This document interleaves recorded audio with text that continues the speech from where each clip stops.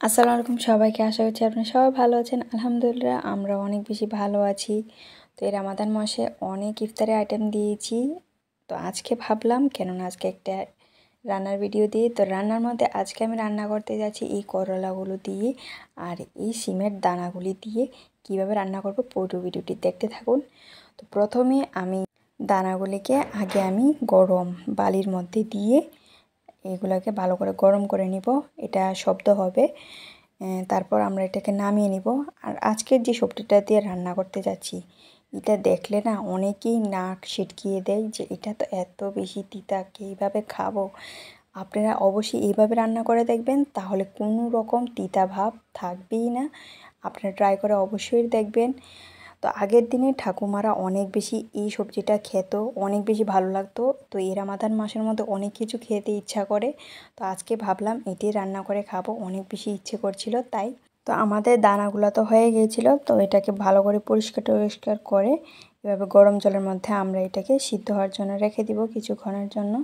তো এদিকে ওইটা সিদ্ধ হতে হতে আমরা এদিকে আমাদের করলাটাকে ভালো করে এভাবে কুচি কুচি করে আমরা কেটে রেখে দিব এক সাইডে রাখার পর তারপর আমরা এখানে যা যা মশলাপাতি লাগবে তা আমরা দিয়ে দিব। এটার ভিতরে অনেক সিম্পল মশলা লাগবে, যা যা আপনারা ঘরে প্রায় সময় থাকে। তো প্রথমে আমি এখানে দিয়ে দিলাম লবণ, হলুদ আর দিয়ে দিলাম ধনিয়া গুঁড়ো। তারপর দিয়ে দিলাম পেঁয়াজ কুচি আর মরিচ কুচি। তো এখন আমরা এর মধ্যে দিয়ে দিব চিংড়ি মাছ। চিংড়ি মাছের সাথে আমি আরেকটা জিনিস দিয়েছি, সেটা হলো শীতল। শীতলটা পুরো অপশনাল, আপনারা চাইলে দিতেও পারেন, না চাইলে নাও দিতে পারেন। তো তারপর আমি এটার মধ্যে করলাটা দিয়ে ভালো করে করলাটাকে সিদ্ধ করে নিয়েছি। যখন সিদ্ধ হয়ে যাবে একবারে শুকনো শুকনো করে ফেলবেন এটাকে।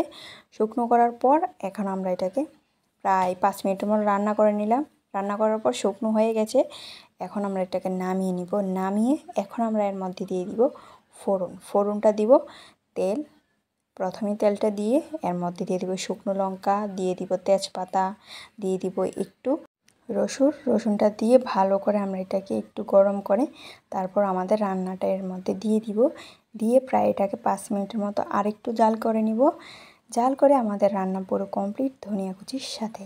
তো আপনারা যারা আমাদের ভিডিওতে নতুন আছেন প্লিজ আমাদের চ্যানেলটিকে অবশ্যই সাবস্ক্রাইব করে দিবেন নতুন নতুন ভিডিও দেখার জন্য।